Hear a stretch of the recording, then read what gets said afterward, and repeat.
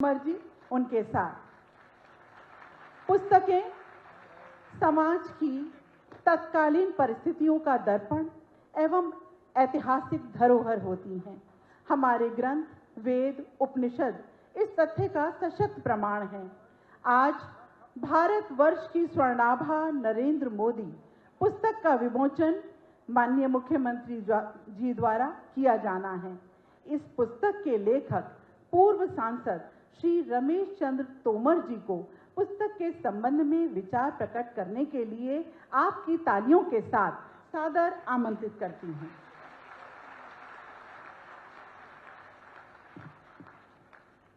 इस कार्यक्रम के मुख्य अतिथि उत्तर प्रदेश के यशस्वी मुख्यमंत्री परम आदरणीय महंत योगी आदित्यनाथ जी महाराज, मंच पर विराजमान सभी विशिष्ट अतिथिगण, विद्वान जन, पत्रकार बंधुओं, प्रिय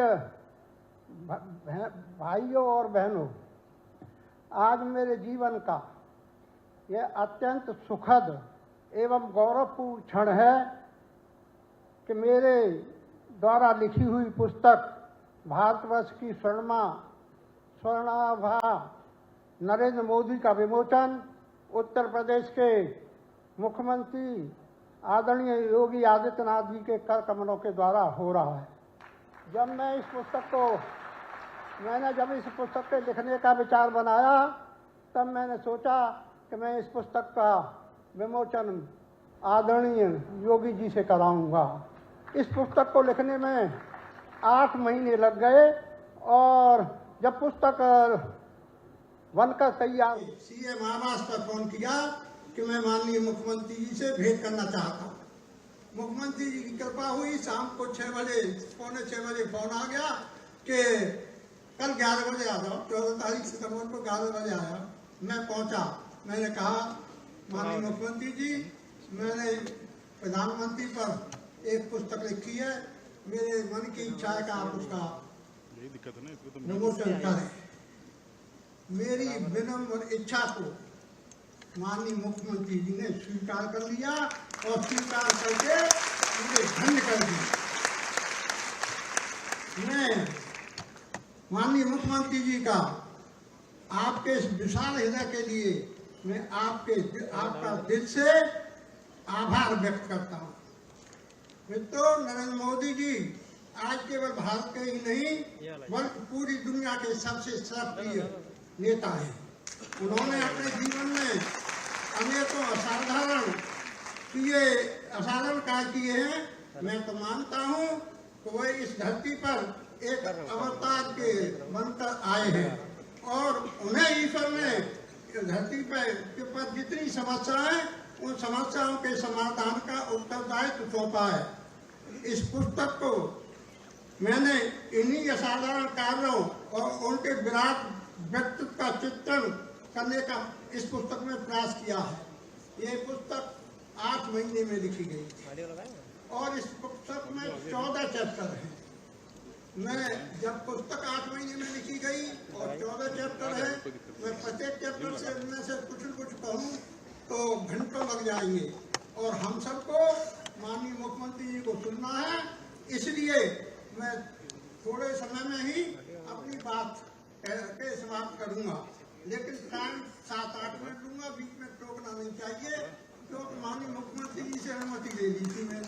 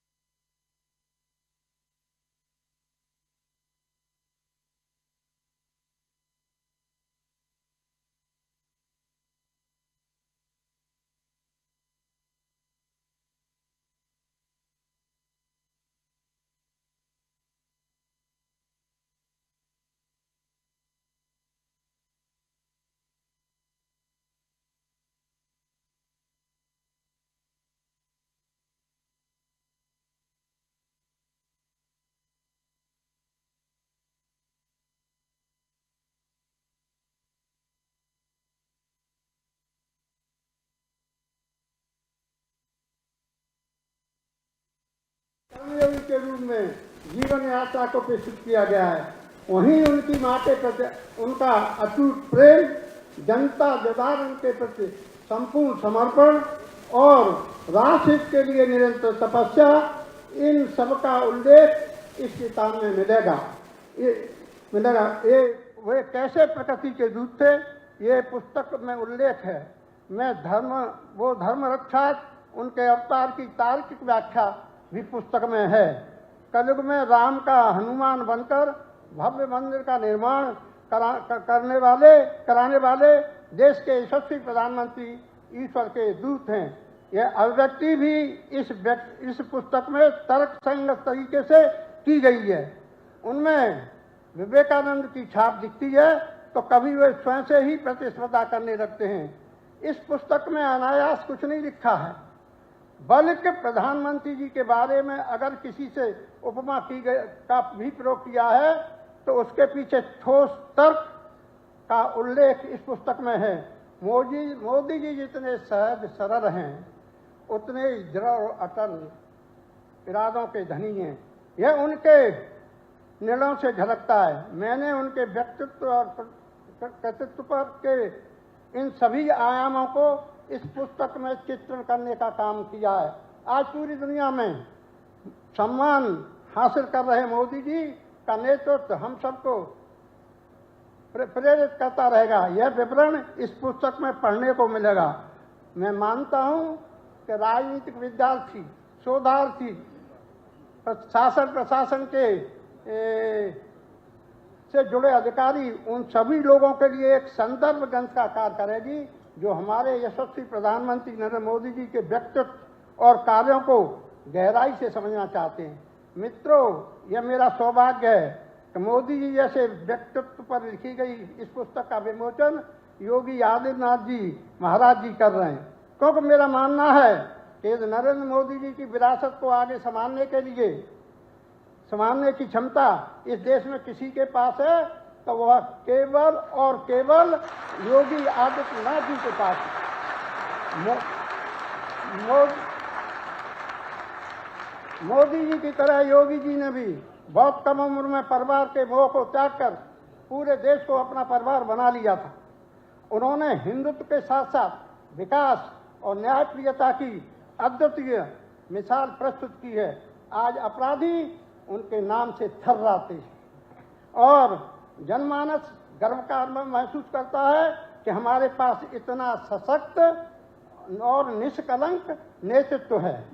आज पूरे देश में नरेंद्र मोदी और योगी आदित्यनाथ जी की जोड़ी की चर्चा चल रही है। भारतीय जनता पार्टी में मोदी के बाद किसी नेता के पूरे देश में अपार लोकप्रियता है तो और जन आकर्षण है तो हमारे महाराज योगी जी का है।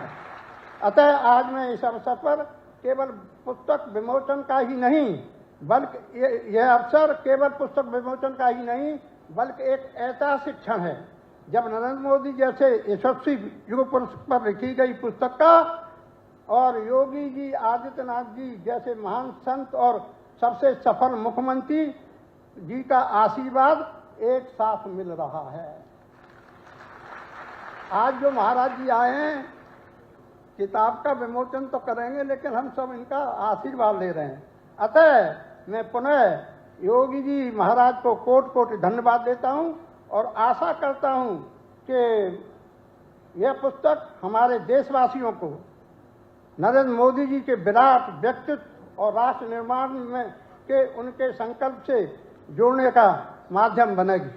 बहुत सी चीज़ें थी, एक चैप्टर के एक पॉइंट को ले लेता तो 15-20 मिनट तो कम से कम बोलने में लगता। इसलिए मैंने ज़्यादा नहीं, जितने 14 चैप्टर हैं उन 14 चैप्टरों को कहीं कहीं थोड़ा थोड़ा एडजस्ट करके इस कार्यक्रम में पेश किया है। मैं पुनः माननीय योगी जी का, मैं मुख्यमंत्री जी का, पूज्य मुख्यमंत्री जी का तहे दिल से स्वागत करता हूं और मैं अनुरोध करता हूं सब पूरी जनता के सामने, मैं हमेशा आपसे प्रेरणा लेकर पूरी जनता की सेवा करता हूं, अब भी कर रहा हूं, आगे भी करता रहूंगा। बस आपका आशीर्वाद बना रहना चाहिए। बहुत बहुत धन्यवाद। नमस्कार। बहुत बहुत आभार आदरणीय। और अब केंद्र और प्रदेश सरकार से समन्वय स्थापित करते हुए जनपद के कल्याण के लिए समर्पण भाव से कार्य करने वाले गाजियाबाद के लोकप्रिय माननीय सांसद श्री अतुल गर्ग जी से निवेदन करती हूं कि इस सभा को संबोधित करें।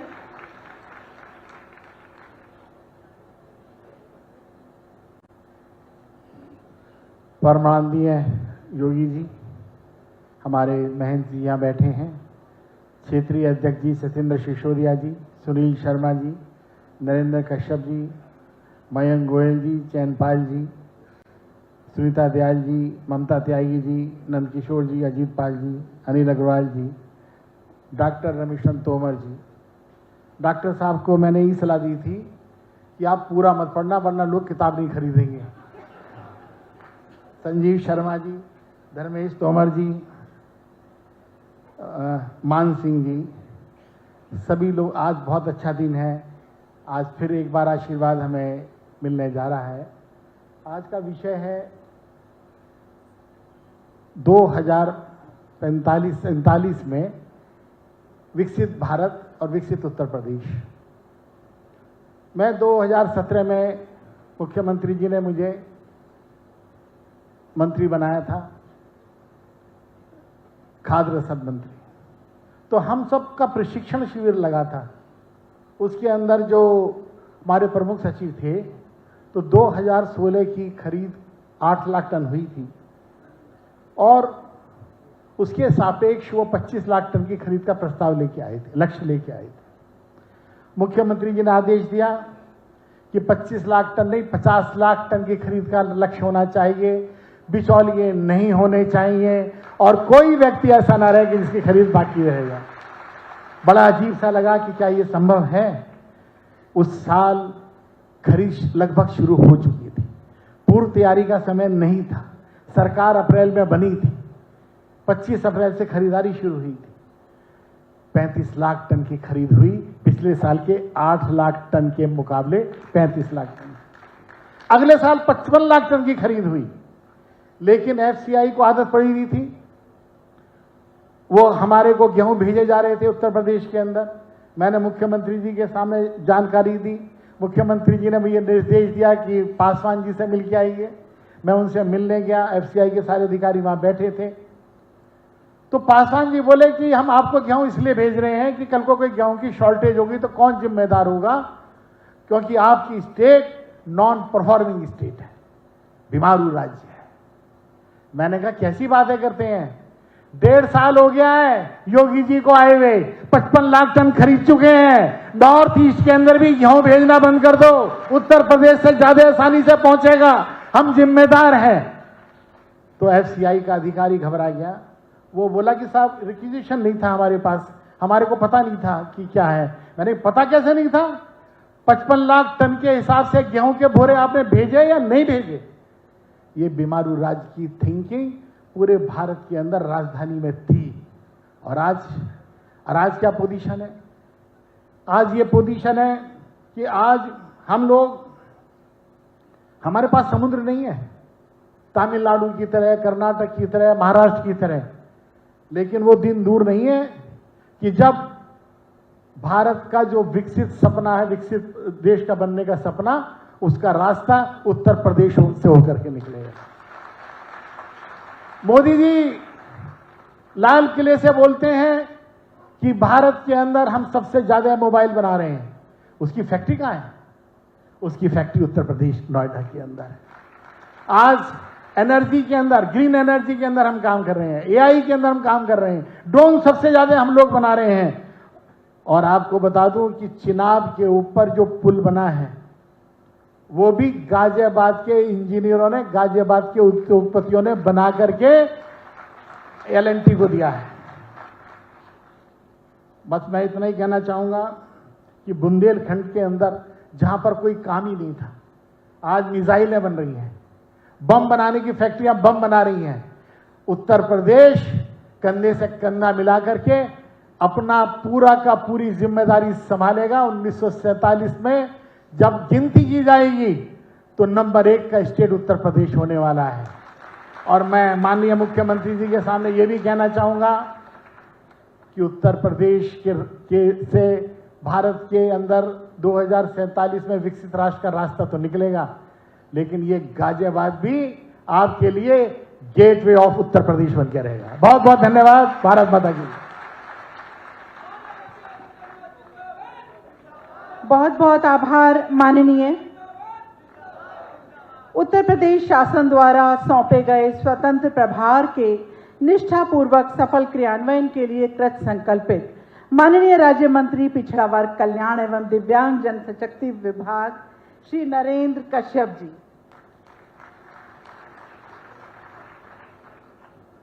भारत माता की। माननीय मुख्यमंत्री जी हमारे बीच में हैं, उनको आभास होना चाहिए कि वो गाजियाबाद में आए हैं। भारत माता की, भारत माता की, भारत माता की। वंदे वंदे वंदे। हम सबके मत उत्तर प्रदेश की राजनीति के स्वरूप को परिवर्तित करने वाले प्रदेश के यशस्वी लोकप्रिय जनप्रिय माननीय मुख्यमंत्री आदरणीय श्री महाराज योगी आदित्यनाथ जी का मैं गाजियाबाद की इस धरा पर पधारने पर समस्त गाजियाबाद वासियों की तरफ से हार्दिक अभिनंदन एवं स्वागत करता हूं। हमारे मत माननीय कैबिनेट मंत्री श्रीमान सुनील शर्मा जी, यशस्वी क्षेत्रीय अध्यक्ष श्रीमान सत्येंद्र सिसोदिया जी, यशस्वी जिलाध्यक्ष मयंक गोयल जी, हमारी महापौर बहन सुनीता दयाल जी, हमारे माननीय सांसद बहुत ही यशस्वी आदरणीय अतुल जी, राजकुमार सागवान जी, माननीय विधायकगण और पूर्व सांसद जिन्हों की लिखी गई किताब का विमोचन आज माननीय मुख्यमंत्री जी करने वाले हैं, आदरणीय रमेश चंद्र तोमर जी, महाराज नारायण गिरी साहब, हमारे जिलाध्यक्ष आदरणीय चौधरी साहब, माननीय विधायकगण और सभी मंचस्थ भारतीय जनता पार्टी के वरिष्ठ जन, मंच के सम्मुख गाजियाबाद भर से आए हुए सभी भाई और बहनों,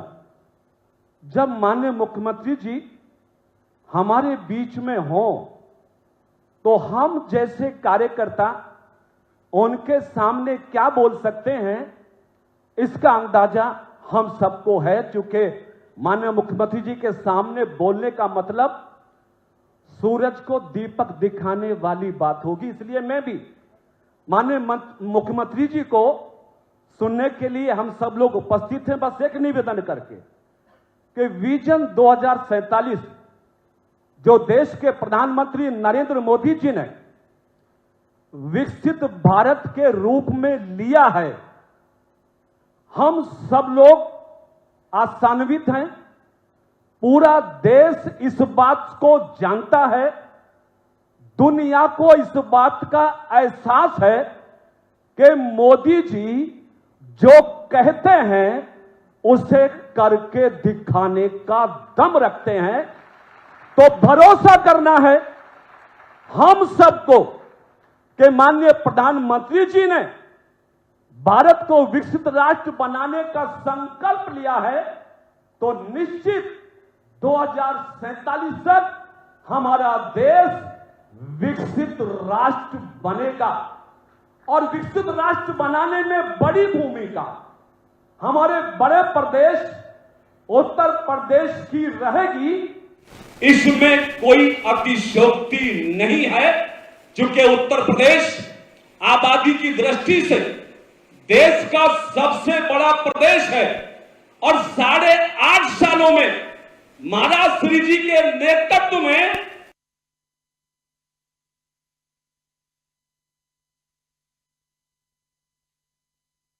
धरोहर होती हैं।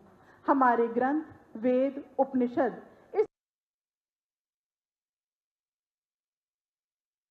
सबसे तेज गति के साथ आगे बढ़ने वाला प्रदेश है। इसलिए हम इस बात के लिए संतुष्ट हैं कि महाराज श्री जी जो उत्तर प्रदेश में कहते हैं वो तो करके दिखाने का दम रखते ही हैं, जो नहीं कहते वो भी करके दिखा देते हैं, जिसे प्रदेश जानता है, देश जानता है, दुनिया जानती है।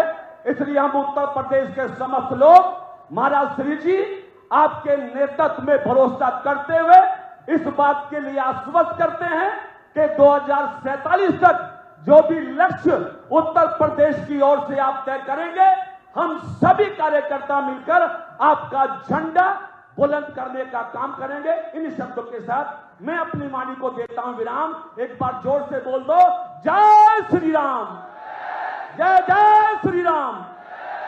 धन्यवाद। धन्यवाद आदरणीय। इलेक्ट्रॉनिक्स एवं सूचना प्रौद्योगिकी प्रगतिशील समाज की जरूरत बन चुके हैं और इसके मर्मज्ञ माननीय कैबिनेट मंत्री इलेक्ट्रॉनिक्स एवं सूचना प्रौद्योगिकी श्री सुनील शर्मा जी आ रहे हैं।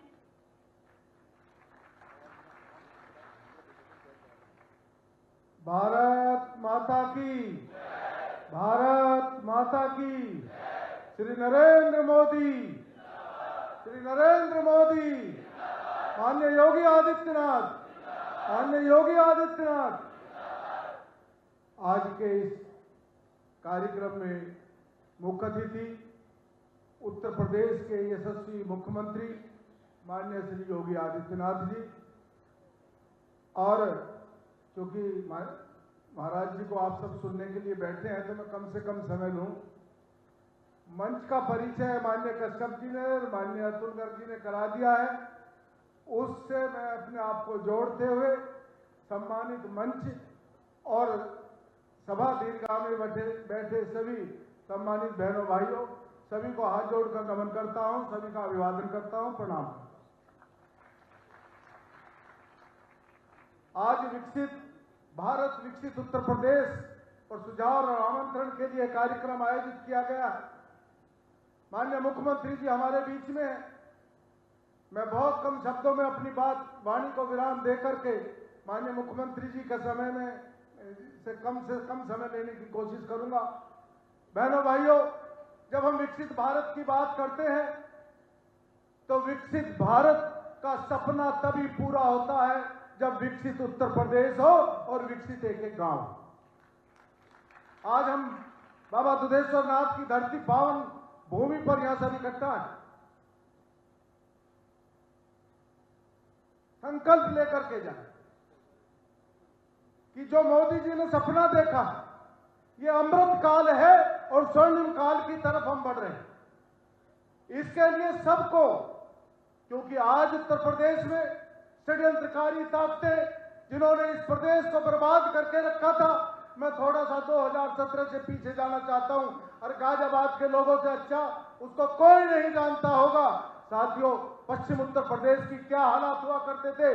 पश्चिम उत्तर प्रदेश की पहचान होती थी कैराना से, पश्चिम उत्तर प्रदेश की पहचान होती थी कांगला से, जहां से लोग पलायन कर रहे थे, घर छोड़ करके जा रहे थे। और मुझे कहने में कोई लाज नहीं है कि हमारे साथ ये गाजियाबाद जिला समाजवादी पार्टी के शासन में गाजियाबाद पर फिल्म बनी जिसका नाम जिला गाजियाबाद था, जो अपराध को लेकर गया, अपराधियों के गैंग्स को लेकर के थे। गाजियाबाद की उन लोगों ने क्या पहचान बना दी थी कि अपराधियों का एक गढ़ है। उस समय में एक स्थिति हो गई थी। आज उत्तर प्रदेश में 1 डिस्ट्रिक्ट 1 प्रोडक्ट की बात चल रही है, तो उस वक्त तो उत्तर प्रदेश का प्रोडक्ट महाराज जी क्या था कि हिंदुस्तान में कहीं भी हत्या हो, कहीं भी बड़ा कांड हो तो एक शूटर गाजियाबाद का उसमें शामिल हो।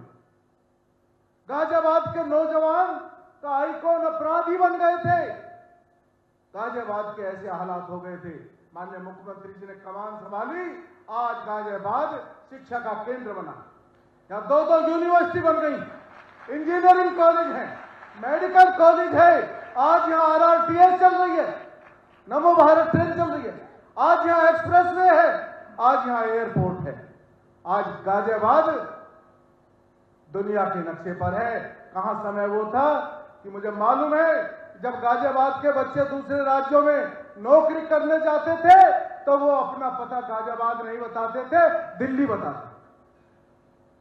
क्योंकि अगर उन्होंने गाजियाबाद बता दिया, अगर उन्होंने उत्तर प्रदेश बता दिया तो उन्हें कोई लोग मकान किराए पर नहीं देता था। वन डिस्ट्रिक्ट वन माफिया से पूरा प्रदेश आच्छादित था। आज वन डिस्ट्रिक्ट वन प्रोडक्ट का काम चल रहा है। आज वन डिस्ट्रिक्ट वन यूनिवर्सिटी है, आज one district one medical college है। ये राम की धरती है, ये श्याम की धरती है, ये बाबा विश्वनाथ की धरती है, ये गुरु गोरक्षनाथ की तपोस्थली है, ये साधु संतों ऋषि मुनियों की भूमि है। इसको अपराधियों की भूमि बना करके छोड़ दिया था। लेकिन महाराज जी जिस दिन सत्ता में आए, इसका पुनर्स्थापन उत्तर प्रदेश का तपोभूमि के रूप में कर दिया है।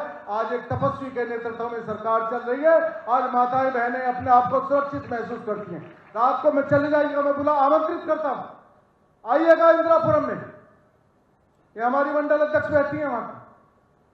रात के 12 बजे लड़कियां सड़क पर घूमती हैं, उन्हें कोई डर नहीं, कोई भय नहीं है। एक दिन मैं रात को आ रहा था, देर रात हवाई जहाज से आया, दिल्ली से लेट होगा, कैलाश मानसरोवर भवन के सामने पहुंचा तो देर रात में लड़कियां घूम रही थी, बच्चियां। मैंने गाड़ी रोकी तो उन्हें कोई डर नहीं लगा। मैंने कहा बेटा डरे नहीं का? कहने लगे यूपी में योगी का राज है, डर किस बात का।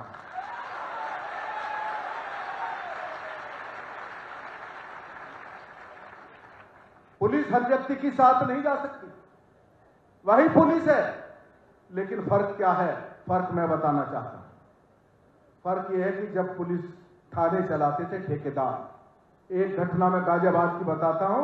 इंदिरापुरम थाने का एक ठेकेदार सिपाही था, वह मेरठ गया अपने आईजी से मिलने मर्सिडीज कार से, और उसका मोबाइल बच गया। जब वो अपने अधिकारी के सामने खड़ा था तो उसकी जेब में से 75,000 रुपए वाला मोबाइल निकला। आईजी ने जब देखा, आईजी कहने लगा अरे सिपाही इतना बड़ा महंगा मोबाइल। उसने उसका ट्रांसफर कर दिया। शाम तक मुख्यमंत्री का फोन आया और उसको वहीं पोस्ट किया। सारा पुलिस विभाग गया। ठेकेदार और दलाल थाने चलाते थे, अपराधी थानों में बैठ करके चाय पीते थे और शरीफ आदमी डरता था। आज अपराधियों का ऐसा हालात है कि अपराधी उत्तर प्रदेश की सीमा से बार बार घूमते हैं, उत्तर प्रदेश की सीमा में घुसने की हिम्मत नहीं है। अपराध खत्म हुआ है, उसका नतीजा है कि आज 33 लाख करोड़ लोगों ने इन्वेस्टमेंट की MOU यूपी में करे। आज निवेशक आ रहे हैं, आज उद्योग लग रहे हैं। और महाराज जी की कार्यशैली, आपने मुझे इलेक्ट्रॉनिक्स मिनिस्टर बनाया, IT का विभाग दिया, मुझे बुला करके कहा कि हम लोगों से वायदा करते हैं प्रोत्साहन देने का, जो उत्तर प्रदेश में कंपनी लगाएगा उसको प्रोत्साहन हम देंगे, किसी का भी विलंब नहीं होना चाहिए। मैंने कहा महाराज जी बिल्कुल आपकी आज्ञा का पालन होगा। और हमने जितना बजट था उससे भी 8 करोड़ ज्यादा पैसे 31 मार्च से पहले कंपनी वालों के खाते में पहुंचा दिए। उन्हें पता नहीं था कम तक। छोटी छोटी हिंदुस्तानी कंपनी, उद्योग लगेंगे तो रोजगार बढ़ेगा, रोजगार बढ़ेगा तो समृद्धि आएगी। उस समृद्धि की तरफ ले जाने का काम माननीय मुख्यमंत्री जी के नेतृत्व में हो रहा है।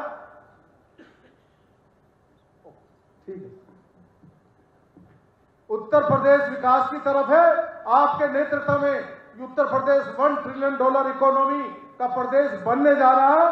हमें वह दिन दूर नहीं कि हम 2047 से पहले आपके ही नेतृत्व में उत्तर विकसित उत्तर प्रदेश बना लेंगे।